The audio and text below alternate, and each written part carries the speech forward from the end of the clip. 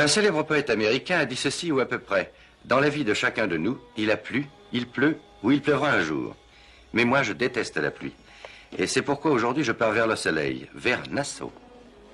Allô, allô, les passagers du vol 621 en direction de Nassau sont priés de se présenter munis de leur bagage à main à la porte 25, à l'extrémité du couloir. Veuillez préparer vos cartes d'embarquement. Nous rappelons qu'il est interdit de fumer sur l'aire de départ.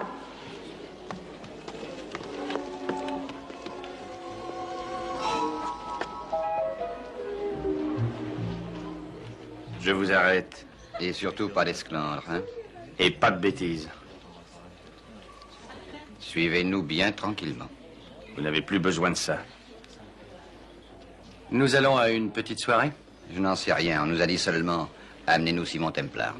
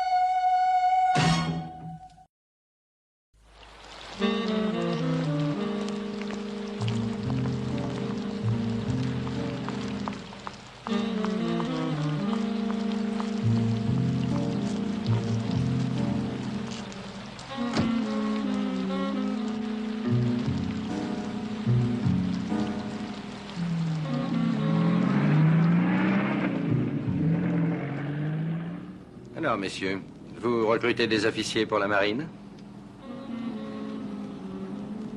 Vous cherchez un 4e au bridge? Réjouissez-vous, la pluie a cessé.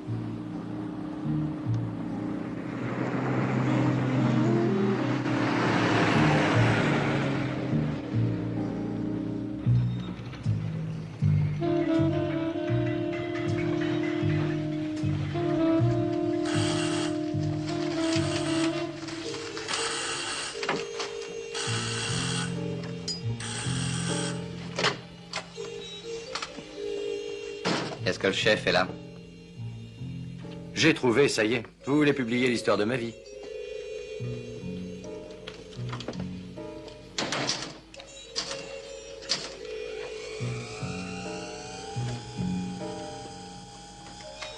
Veuillez entrer, monsieur Templar. Mais avec joie.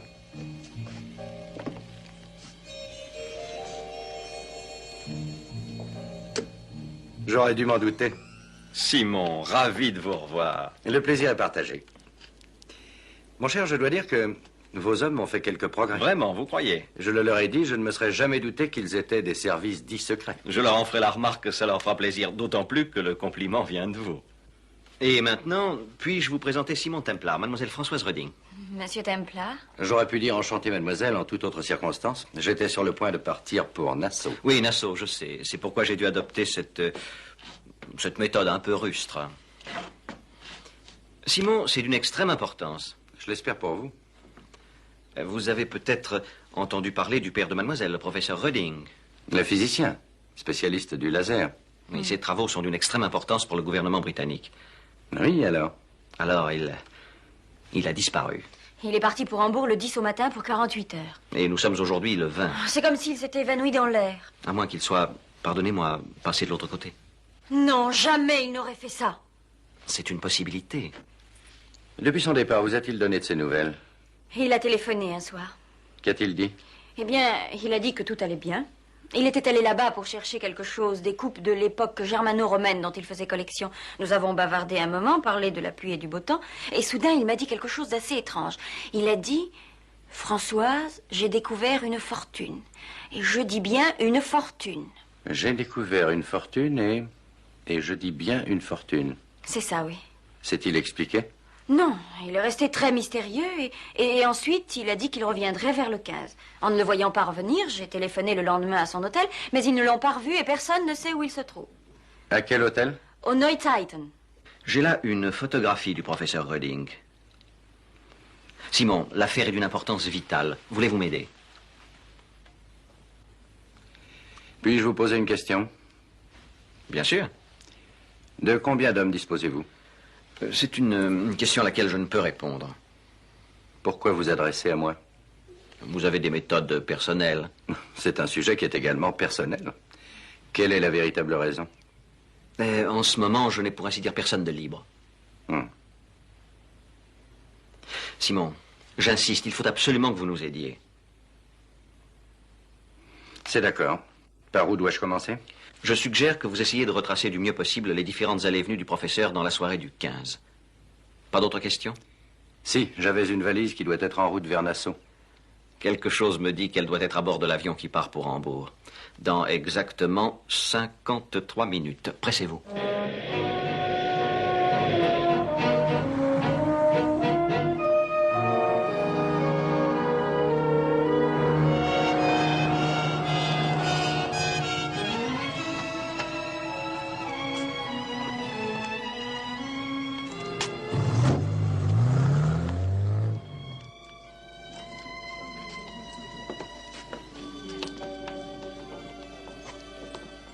Bonjour, monsieur. Ma secrétaire a appelé de Londres pour réserver une chambre au nom de Templar, Simon Templar. Veuillez signer le registre, monsieur Templar. Votre passeport, merci. Un de mes amis a dû descendre ici, je crois. Ernest Redding. Oh, le professeur Redding est reparti voilà plusieurs jours. Il ne vous a pas donné d'adresse à suivre? Non, monsieur, aucune. C'est sans importance. Montez les bagages de monsieur, voulez-vous? Au 374. Je vous remercie. À tout à l'heure. Monsieur.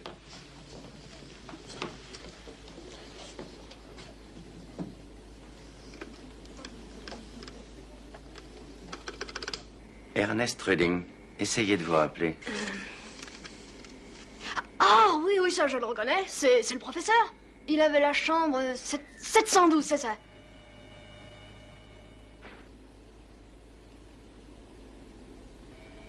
J'aimerais y jeter un coup d'œil. Merci. De quel côté? C'est de ce côté-là. Voilà. Et surtout pas un mot.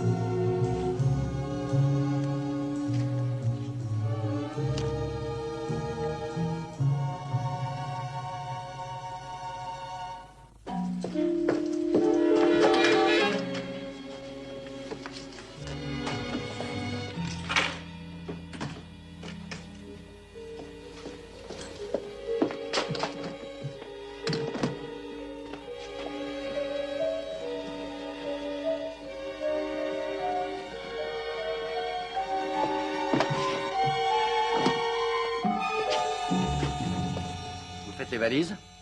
Vous oubliez ceci, jeune homme. Mais monsieur, c'est strictement interdit. Qu'est-ce que vous faites ici? Mais je pourrais vous poser la même question, il me semble. Le professeur Redding a téléphoné. Ah, d'où cela? Il ne l'a pas dit. Dommage. Il m'a demandé de faire ses valises et il m'a dit qu'on passerait les prendre et qu'on paierait la note. Il n'a pas dit qu'il reviendrait? Non, non, il rentre à Londres. Bon. Alors je vais prendre sa chambre. Mais vous avez le 374. J'avais. Dehors, et tout de suite. Monsieur Templar, je vais prévenir la direction. Très bien, moi je préviens la police. La police? Mais pourquoi? Alors faisons un compromis, vous n'appelez pas la direction ni moi la police. Au lieu de cela, vous appelez la femme de chambre pour faire le ménage et faites-moi monter de l'eau glacée. S'il vous plaît, monsieur.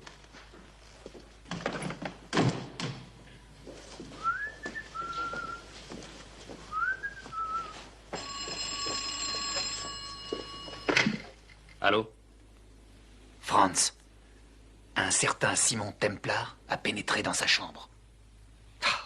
Espèce d'imbécile, je t'avais dit de te débarrasser des affaires de Redding. Et j'avais raison, il fait le récalcitrant. Non, non, non, pas d'initiative. Contente-toi d'attendre.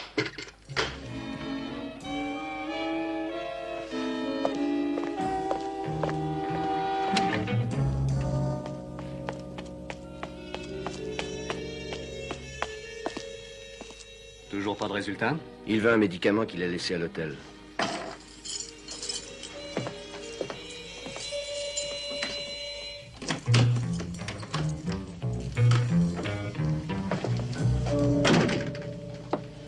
Alors, qu'est-ce que c'est que cette nouvelle histoire de médicaments, professeur? Des pilules pour mon asthme qui sont dans ma valise à l'hôtel. Vous les aurez. Rien d'autre? Thé, café ou un petit whisky? Je n'ai besoin de rien, sauf qu'on me laisse rentrer chez moi.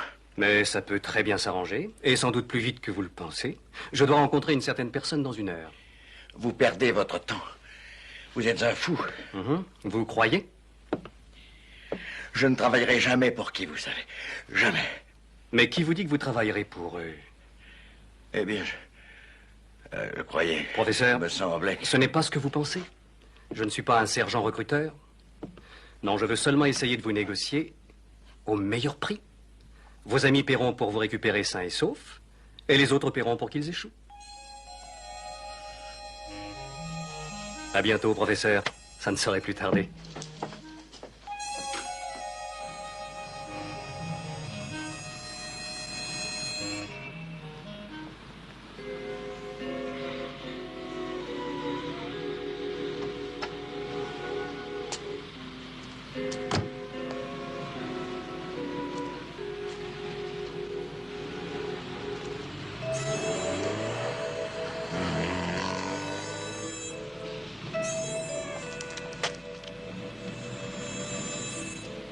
J'ai reçu le message.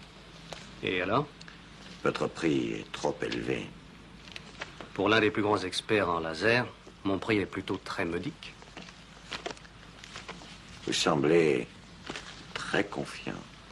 Un agent secret vient d'arriver. Je n'en crois pas un mot. Vous n'avez qu'à vérifier. Il est à l'hôtel Lunsighton. Il s'appelle Templar, Simon Templar. L'avez-vous contacté? Avez-vous contacté ce Templar? Pas encore. Faites-le patienter. Combien de temps? Faites-le patienter 24 heures. Laissez-moi le temps de faire accepter vos conditions et... Entendu, j'attendrai 24 heures. Il y a une petite difficulté. Laquelle?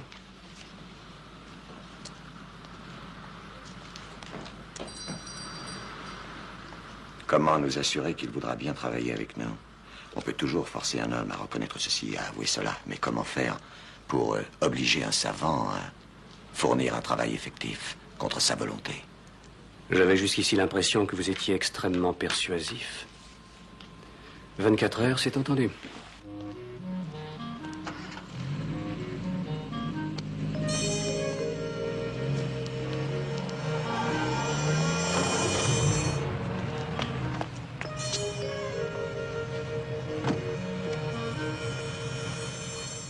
Allô, ici Nikita. Vas-y. Vous m'entendez bien? Bon, notez. Templar. Oui.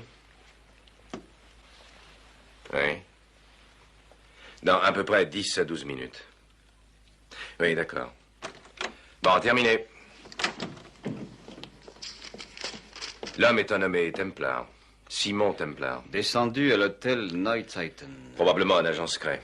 Il va peut-être essayer de nous souffler l'affaire. Quels sont les ordres? Bien, il faut le surveiller pour prévoir son élimination.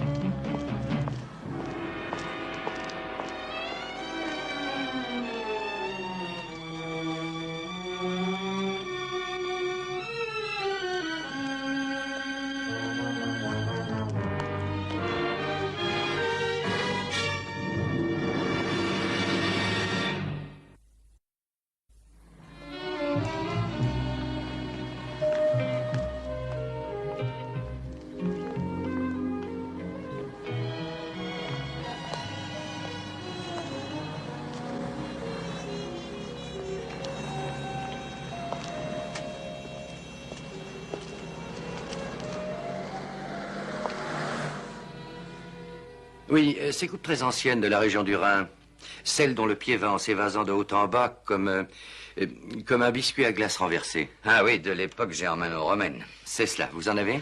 Non, je regrette, ces pièces sont très rares et hors de prix, monsieur. C'est à cause de ça que je m'y intéresse. Mais je vais quand même essayer de vous trouver cela, monsieur. Voulez-vous me laisser votre nom? Templar, T-E-M-P-L-A-R. L'initiale du prénom? S. S. Et quelle est votre adresse? Je descends à l'hôtel Neutzeiten. Hôtel Neutzeiten. Bon, je vous le ferai savoir dès que j'aurai quelque chose. Je vous remercie. C'est votre première visite à Hambourg? En effet. Veuillez accepter ceci avec mes compliments. Ça pourra vous aider à mieux connaître notre merveilleuse cité. Merci, monsieur. Trop aimable. Je vous en prie, c'est un plaisir. À bientôt, monsieur. À bientôt. Eva? Tu as entendu? Je n'ai pas manqué un mot. Templar. Et un S comme son.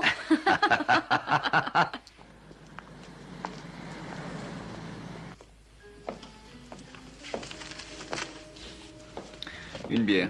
Bien. Voilà, monsieur. Merci. S'il vous plaît, Monsieur? connaissez-vous un certain Klaus Tortebecker? C'est un client. Un pirate. Qu'est-il? Écoutez ceci. Des pirates ont contrôlé l'estuaire de l'Elbe jusqu'à l'an 1402, année où Klaus Tortebecker, le plus craint d'entre eux, fut pris et pendu. L'endroit où il dissimula son vaste trésor est encore un mystère. La légende dit cependant qu'il en établit un plan dissimulé, paraît-il, dans l'intérieur du pied d'une coupe à bière, sur lequel il grava ses initiales, avant d'être pendu haut et court. Et cette coupe n'a jamais été retrouvée. Très simple. Je me demande si c'est vrai. Est-ce que vous vous intéressez au trésor? Voulez-vous me dire qu'il ne s'y est pas intéressé au moins une fois dans sa vie? Puis-je vous offrir quelque chose? Oh, volontiers. Whisky soda, s'il vous plaît. Avec de la glace? Oui, merci.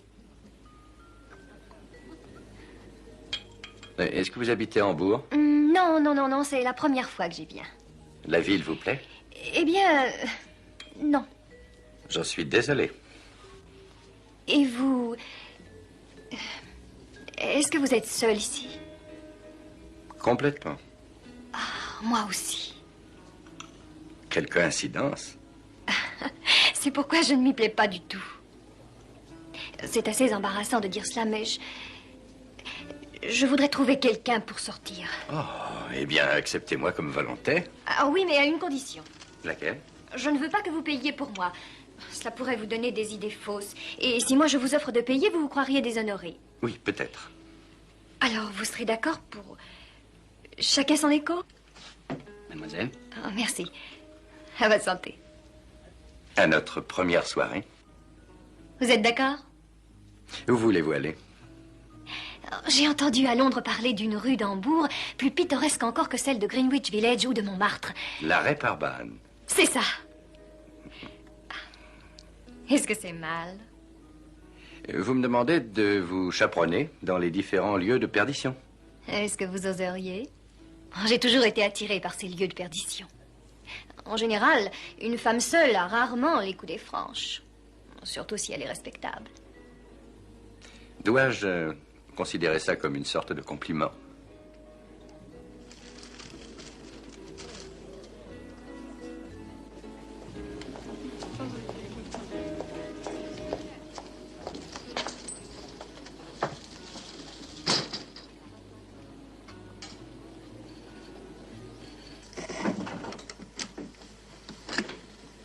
Je vous écoute. Oui. Oui. Et vers quelle heure? Oui, ne quittez pas. C'est Alexis qui m'appelle de l'hôtel Night Satan. La femme qui travaille avec Colben a pris contact avec l'agent britannique. Ah. Il avait dit la vérité. Ce n'est pas la peine d'aller à la Reeperbahn sitôt que cela. Je pourrais vous prendre à 9 heures. Oui, il serait, à mon avis, plus convenable que je vous attende ici. Si vous voulez. Alors, à tout à l'heure. Avec le plus grand plaisir. S'il vous plaît. Monsieur? Ça fait combien? Ça fera 6 marques, monsieur. Gardez le reste. Merci beaucoup, monsieur.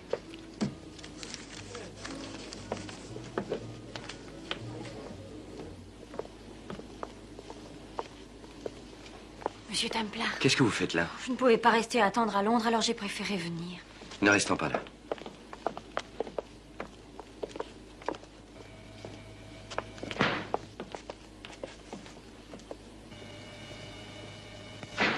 Est-ce que ce brave Carter sait où vous êtes? Je ne crois pas, non. Je ne le parierai pas.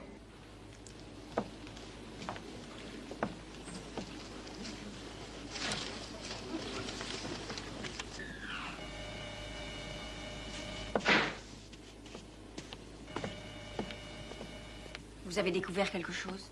Peu de choses. Il a quitté l'hôtel sans demander sa note. Est-ce que vous savez où il est? Je n'en ai aucune idée. Je sais qu'il est allé dans un magasin d'antiquités dirigé par un certain Burmeister, qui lui a donné une brochure sur Hambourg. J'y suis allé moi aussi et on m'a remis la même. Qu'est-ce que ça veut dire? Je n'en sais rien du tout. Ce que je m'efforce de faire, c'est de suivre ses traces la nuit où il a disparu. D'après ce que je pense, il a été, comme on dit, levé par une jeune femme. Mon père? Avec une femme? Parce que vous supposez le coup de la confiance. Le coup de la confiance? Oui, je vous donnerai les détails quand nous aurons le temps. J'ai déjà rendez-vous avec cette personne. Quand? Ce soir. Je vais vous prier de bien vouloir rester dans cette chambre et de ne répondre ni à la porte ni au téléphone. Vous m'avez compris? Vous croyez que je suis en danger? Je vais être franc. Vous auriez bien mieux fait de rester à Londres.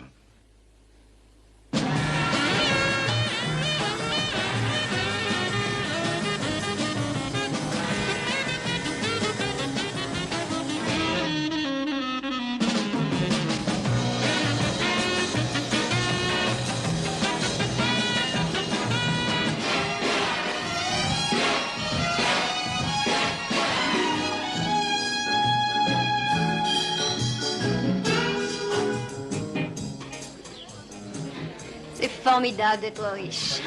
Boire du champagne tous les soirs, voyager, avoir des bijoux, des fourrures. Vous rêvez toujours de ce pirate et de son trésor? Pourquoi pas? On en a découvert? Pas beaucoup. Non. Je suis sotte. Oh, c'est merveilleux. Pour vous, mademoiselle. Je vous remercie, monsieur. Je suis ravi de vous revoir. Vous devez vous tromper de personne.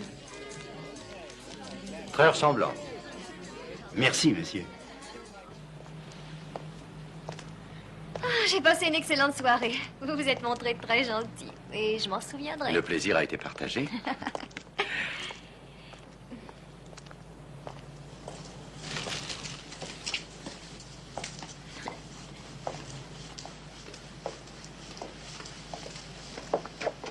Simon!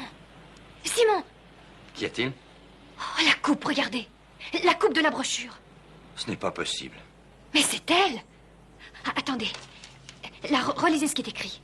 Voyons, où était-ce? Oui, Klaus Tortebeker fut pris et pendu. L'endroit où est caché son vaste trésor est encore un mystère. La légende dit cependant qu'il établit un plan qu'il dissimule, paraît-il, dans le pied d'une coupe à bière, sur lequel il grava ses initiales suspendues à une potence. Et la coupe en question n'a jamais été retrouvée. Je veux bien, mais avouez que c'est étrange que personne ne l'ait reconnue et ne l'ait pas encore achetée. Pourquoi ce prêteur sur gage la vendrait-il? Mais parce qu'il ignore son histoire. Ça m'étonnerait. Vous croyez peut-être qu'un prêteur sur gage est forcément au courant de toutes les légendes? Vous avez peut-être raison. Beaucoup de gens doivent l'ignorer. Si nous ne l'avions pas lu, nous n'en saurions rien non plus.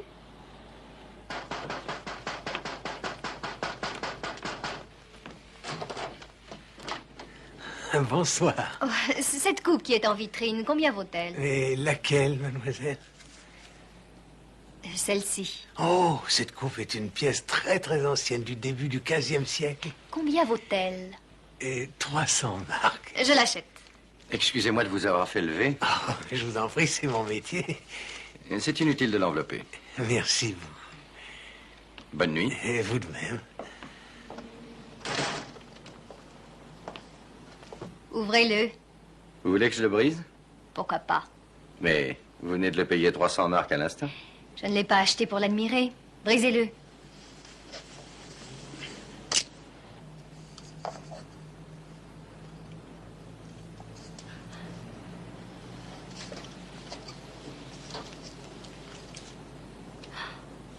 Oh, c'est écrit en vieil allemand. Ça remonte au moins à 500 ou 600 ans. Vous pouvez le lire? En allemand moderne, ça pourrait se lire Die ist der Platz, C'est l'endroit. wo ich meine Schatz vergrub, où j'ai caché mon trésor. Et qu'est-ce que vous allez faire du plan? Je le regarderai une autre fois. Et pourquoi une autre fois? Vous en savez trop déjà. Vous avez peur, n'est-ce pas, que je demande à partager le gâteau? Ma part, c'est le gâteau tout entier. Pourquoi y auriez-vous droit? Pour avoir brisé le pied de la coupe? C'est moi qui l'ai acheté. Mais je croyais que cette soirée était sous le signe du partage équitable, moitié-moitié. Pour les boissons, d'accord. Mais j'ai payé cette coupe et elle est à moi. Et puis si je n'avais pas été là, vous seriez à coup sûr passé auprès d'elle sans la voir. Votre raisonnement me paraît logique. Merci de m'avoir accompagné. Merci de m'avoir choisi comme compagnon.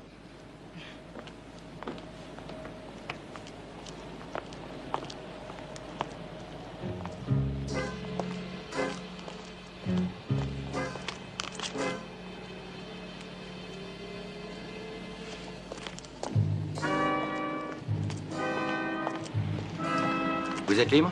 Ouais. À l'hôtel Neuzheim.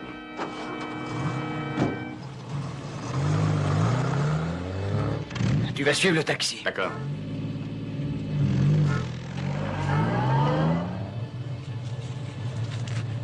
Continuez, ne vous arrêtez pas.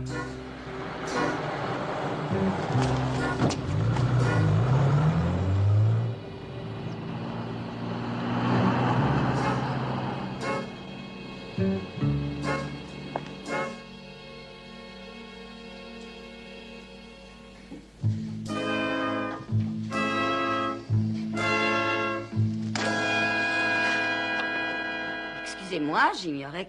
Ah, ce n'est rien, vous m'avez fait peur. Mais le 712, je ne me suis pas trompée, je crois. Je suis bien dans la chambre de Monsieur Templar, n'est-ce pas? Oui. Oui, je suis une amie. Oh, je vous assure que c'est vrai, je suis une amie. De toute façon, ça ne me regarde pas, allez, mais pas du tout.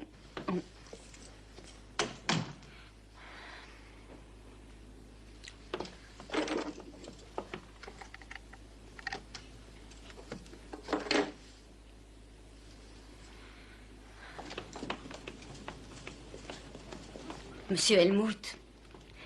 Monsieur Helmut, il y a une jeune femme dans la chambre de Monsieur Templar, la chambre numéro 712.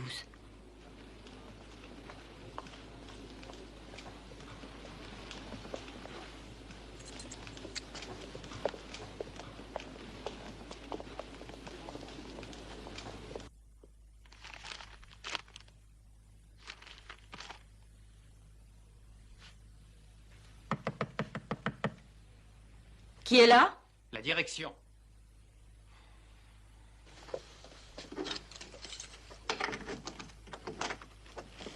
Vous n'avez pas le droit d'être ici, mademoiselle. Où est Monsieur Templar? Il est sorti. Je le savais, mais où est-il? Je n'en ai aucune idée. Je vais vous prier de bien vouloir me donner votre identité. Écoutez, je connais Monsieur Templar, je suis une de ses amies.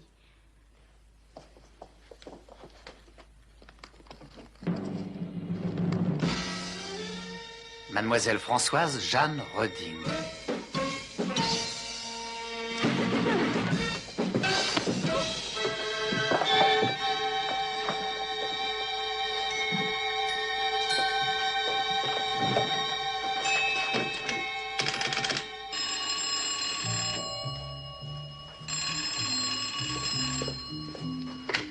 Allô? Franz! Oui? Chez la fille d'Ernest Reding.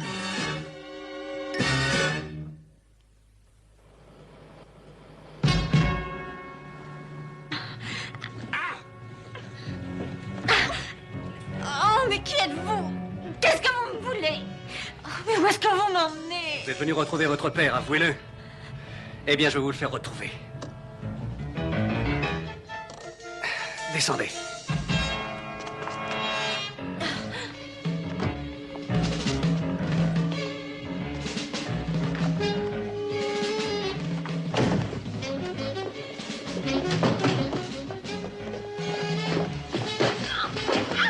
Ne faites pas la sotte, mademoiselle.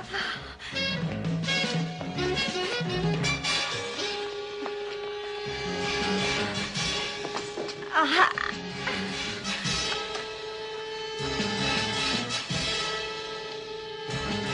Alors, vous voyez? Dites bonjour à votre père. Comment t'es-tu fait prendre? J'étais mortellement inquiète à ton sujet. Il fallait que je te retrouve. Dis-moi, qu'est-ce qui s'est passé? Pourquoi est-ce qu'on te garde ici? Et ces gens-là, qu'est-ce qu'ils te veulent? C'est de ma faute. Je suis un malhonnête et un fou. Que veux-tu dire? Le pirate et son trésor. Quoi? En faisant les magasins d'antiquaires, je suis entré dans une boutique, chez Urmeister, au numéro 23 Angenstrasse. Il m'a remis une petite brochure sur la ville de Hambourg. Et j'ai pensé, comme un imbécile que je suis, que ce qui était imprimé dedans devait être vrai. J'ai lu le récit d'une légende au sujet d'un trésor, d'un pirate du XVe siècle.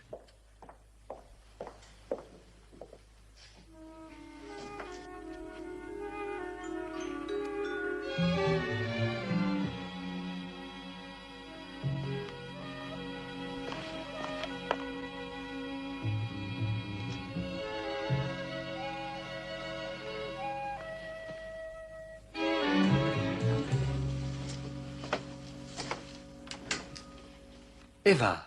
Bonsoir. Tu n'es pas heureux de me voir? Mais si, chérie. Je ne t'attendais plus, c'est tout. Oh, je le sais, mais j'avais un client. Frankie. Celui-là est riche comme Crésus, une vraie montagne Non. d'argent. Quoi? Je veux dire, laisse tomber. Enfin, pour quelque temps, du moins.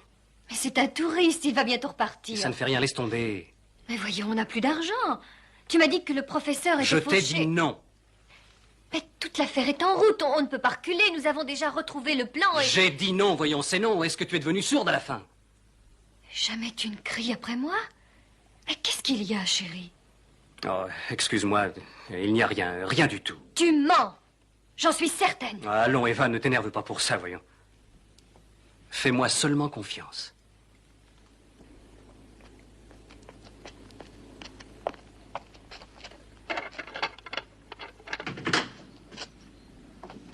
Je vous apporte un peu de café.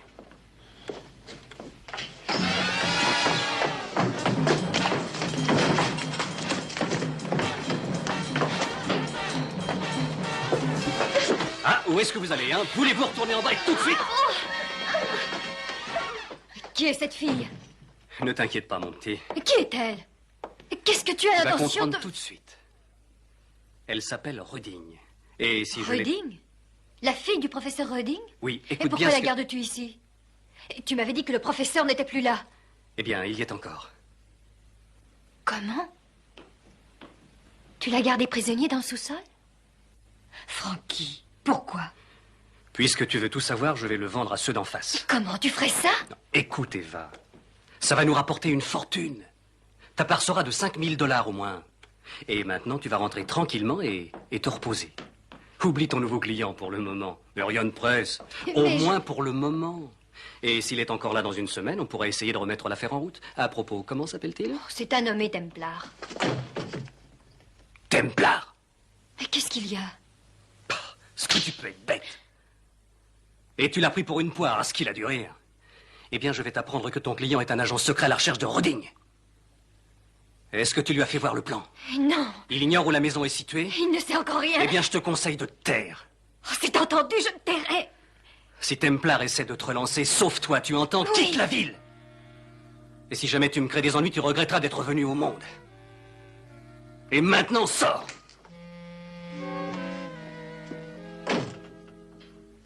Eric! Eric! Eva vient de s'en aller. Suis-la. Et si jamais elle va retrouver un nommé Templar, tu les supprimes tous les deux. Tu m'as bien compris?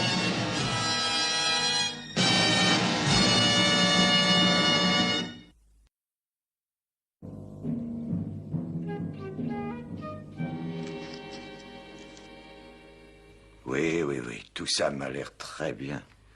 J'étais sûr que ça vous intéresserait. Cela présente un très grand intérêt, monsieur Colburn. Dommage que vous dispersiez vos talents en menues escroqueries. Alors, vous êtes d'accord, non? 50 000 $ en billets usagés pour Reding et sa fille. Parfait. Où faudra-t-il que je vous les livre? Avant que nous n'allions plus loin, il reste un point à régler. Lequel? Votre petite amie Eva. Il faudra dire ex-petite amie. Elle a passé toute la soirée d'hier avec l'agent secret. Et vous croyez me l'apprendre? Vous le saviez? Bien sûr. Oh, la petite escroquerie à la confiance, sans doute. En effet, oui. Vous pensiez qu'un agent secret pourrait se laisser pigeonner au coup du trésor? Il n'y a pas de quoi s'étonner. La plupart des gens, dès qu'on parle de trésor, en perdent immédiatement l'esprit. Je n'aime pas du tout ça. Ne craignez rien, allez. Templar et Eva ne vous causeront aucune espèce d'ennui, je peux vous en donner ma parole.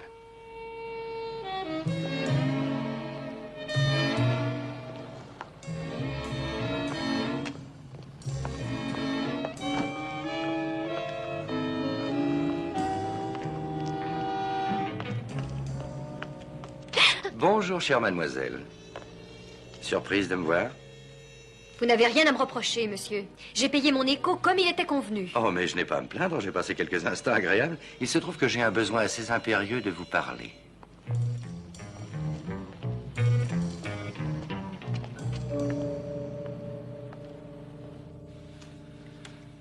On dit que vous êtes un agent secret.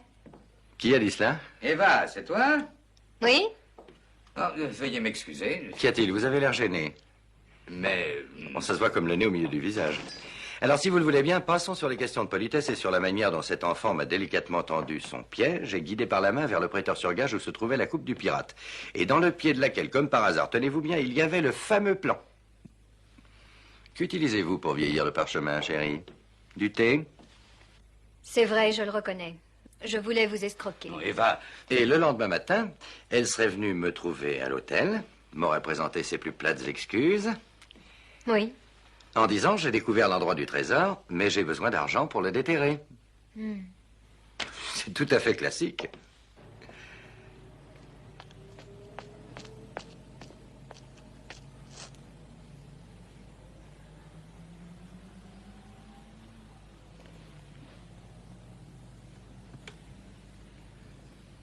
Et vous avez monté le même bateau au professeur Reding? Oui. Mais rien d'autre. Nous n'aurions rien à gagner à le retenir prisonnier. C'est vrai, je jure. Je n'ai jamais fait de mal à personne. Jamais. Alors quelqu'un a dû se dire que le professeur rapporterait plus d'argent en captivier.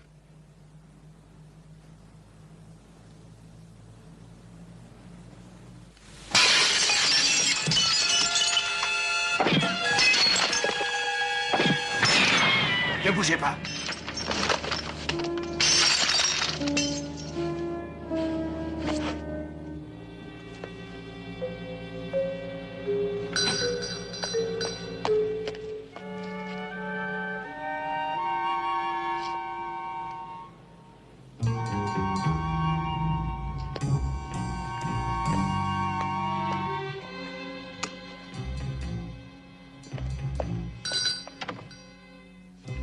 Appelez un médecin, vite. Non, attendez. Tu vois, mon enfant, à quel genre d'individu nous avons affaire? Je savais que ça allait mal tourner. Cette histoire de trésor des pirates, c'est tout au plus un délit. ça ne peut pas aller très loin. On ne fait que voler des gens qui veulent s'enrichir à bon compte et sans risque. Mais tu dois te rendre compte que ce n'est pas du tout la même chose de séquestrer un homme, un savant célèbre, pour le vendre au plus offrant. Il a raison. Le professeur est dans une maison au numéro 7 rue Stéphane, à proximité de la rue Sainte-Apolline. Il y est encore? Oui. Et sa fille aussi? Elle est avec. Eva, ma petite fille, reste près de moi. Et oui, papa, ne t'inquiète pas.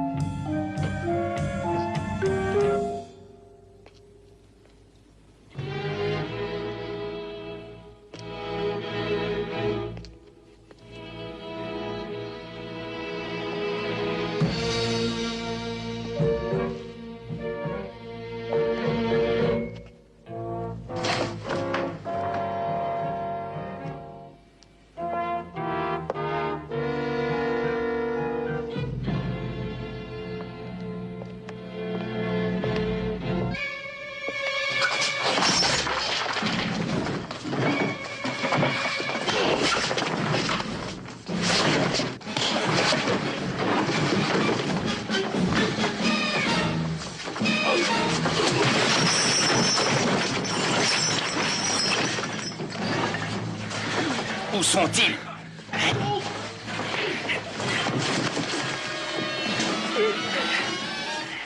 Où sont-ils?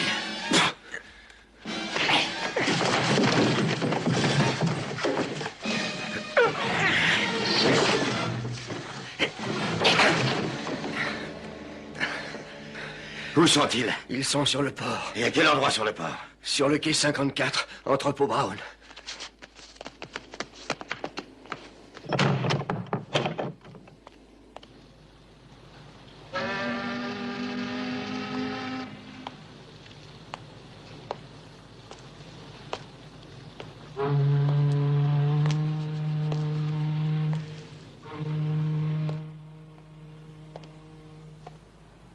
Ils sont en retard. Dois-je considérer cela comme une critique personnelle? Non, je veux dire seulement que le bateau lève l'ancre dans 20 minutes. Eh bien, il lèvera l'ancre quand j'en donnerai l'ordre. Il s'agit de bien mettre au point toutes les choses. Mais supposez que l'autre est offert plus cher. Ce monsieur n'a plus rien à voir dans notre négociation. Et Colben va être là dans un instant. Vous ne manquez pas de confiance en vous. Je sais à qui j'ai affaire. Colben n'est pas un idéaliste ni un patriote. Pour lui, il n'y a que l'argent qui compte.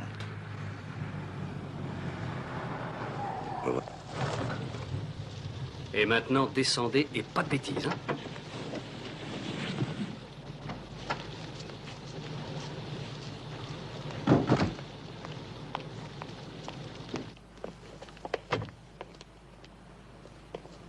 Pourquoi faites-vous cette tête-là, professeur Redding? Vous valez trop cher pour courir un danger quelconque. Où est l'argent?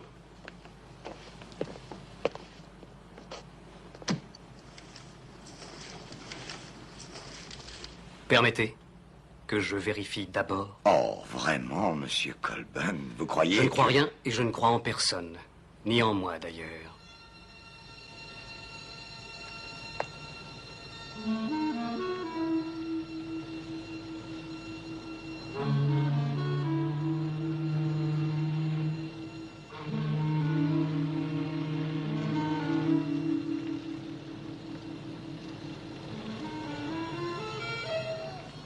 Venez voir.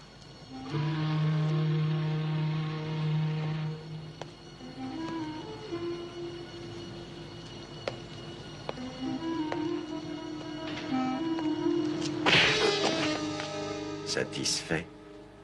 Vous pouvez prendre livraison, cher ami. Eh bien, vous pouvez lever l'ancre, capitaine. Allons-y. Venez. Professeur, nous n'avons pas de temps à perdre en politesse inutile. Je vous conseille de faire ce qu'on vous dit.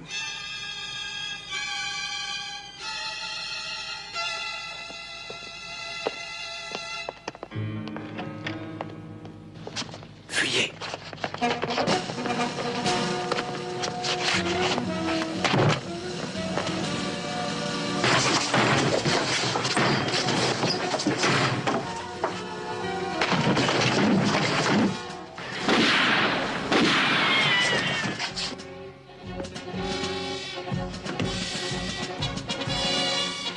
Passe par derrière.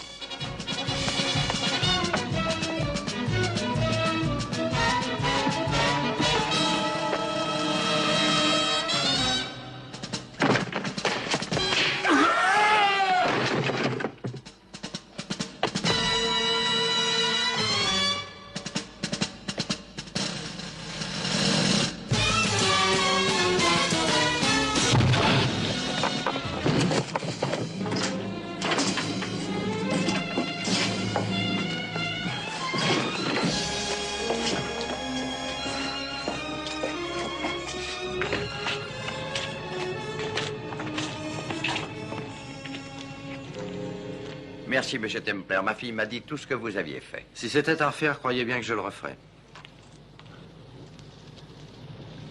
À l'hôtel Neuzheiten.